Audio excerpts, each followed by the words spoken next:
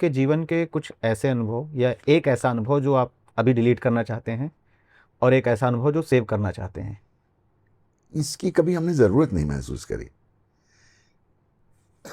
हमको मतलब जो कुछ भी हमारी ज़िंदगी में आज तक भी जो कुछ भी हुआ है, हमको लग रहा है वो सब एसेंशियल था। ये लगता है कि वो सब होना ही था। वो होना ही था कि इसलिए क्योंकि ऐसा नहीं है कि हमारा ये मानना है कि जैसे कि जो गीता का श्लोक है ना, कर्मण्येव वाधिकारस्ते मा फलेषु कदाचन, इसको लोग रॉन्ग इंटरप्रेट करते हैं कि फल की इच्छा मत कर। वो जो फिल्मी गानों में आया है ना कि कर्म किए जा फल की इच्छा मत कर, तो ये जो, लेकिन ये रॉन्ग इंटरप्रिटेशन है इस श्लोक का। और ये है कि फल की इच्छा के बिना कोई कर्म हो ही नहीं सकता। अभी हम ये इंटरव्यू हो रहे हैं, क्या इंटरव्यू करने की इच्छा के बिना ये इंटरव्यू हो सकता था?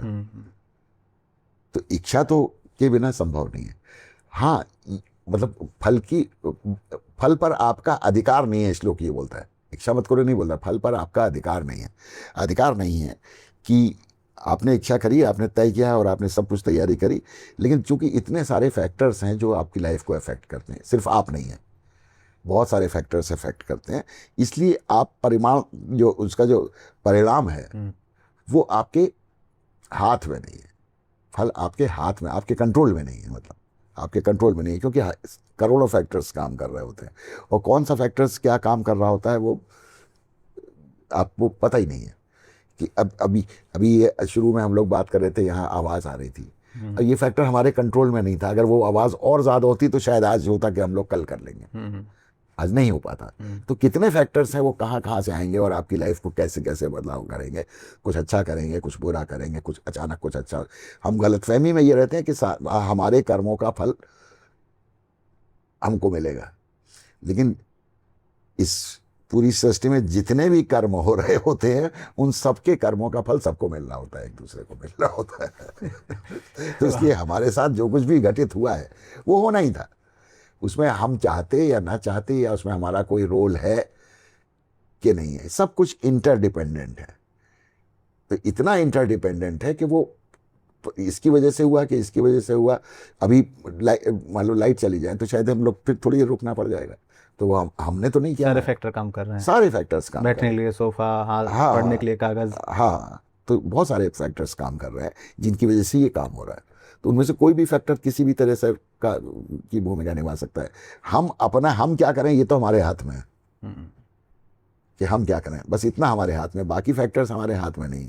ट्रेन में हम जा रहे हैं और कहाँ मतलब हमारी कोई दिक्कत नहीं है, हम तो आराम से, हमने टिकट भी खरीदा, सारे लॉफुल करे, अपनी ही बर्थ पे लेटे हैं, सब कुछ लेटे हुए हैं, लेकिन एक सिग्नल वाला सो गया, अब उसने पूरी ट्रेन को एक्सीडेंट करा दिया रास्ते में सिग्नल की वजह से। और जितने पैसेंजर्स बैठे थे उनको तो कुछ पता भी नहीं कि कौन सा फैक्टर था, क्या था, वो जानते भी नहीं है कौन सिग्नल मैन था, क्या था।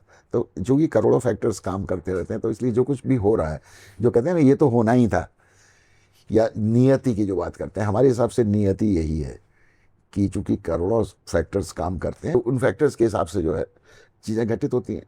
हाँ, इच्छा की बात है कि इच्छा हो कि क्या चीज़, वो तो मतलब हम इसलिए उसको ये नहीं सोचते कि जैसे कि अगर हम सोच रहे हैं कि वो फैक्टर अगर ना हुआ तो ये हम डिलीट हो जाए, तो हो सकता है उसके डिलीट होने से बहुत सारी जो पॉजिटिव और चीज़ें हुई वो भी ना डिलीट हो जाए। इसलिए हम ये सोचते ही नहीं है कि अगर वो ना हुआ होता। ये अच्छा दृष्टिकोण है। हाँ, जैसे कि कई बार मन में आता है कि हम LIC में थे और उस वक्त हमारे साथ के लोग और हमारे जूनियर्स भी NSD जा रहे थे, तो कई बार आता है कि हमको भी रिज़ाइन करके NSD चले जाना चाहिए था। ये कई बार दिमाग में आता है, लेकिन खुद ही अपने आप को हम कहते हैं कि ये बेवकूफ़ी का थॉट है। इसलिए क्योंकि अगर हमने LIC से रिज़ाइन करके हम NSD गए होते, तो बाकी जो चीज़ें हमने यहाँ रह के जिस ढंग से हमने काम किया है, इसमें से क्या क्या छूट जाता पता नहीं। सही बात है। उस एक घटना के न हो जाने से या उसके ना होने से पता नहीं क्या चेंज आ जाता लाइफ में।